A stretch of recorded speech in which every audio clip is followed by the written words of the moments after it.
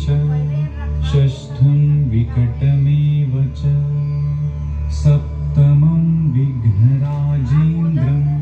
धूम्रवर्णं तथाष्टमम्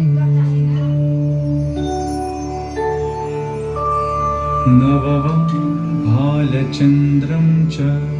दशमं तु विनायकम् एकादशं गणपतिं द्वादशं तु गजाननम् द्वादशैतानि नामानि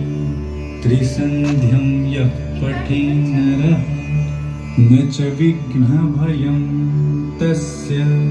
सर्वसिद्धिकरं प्रभो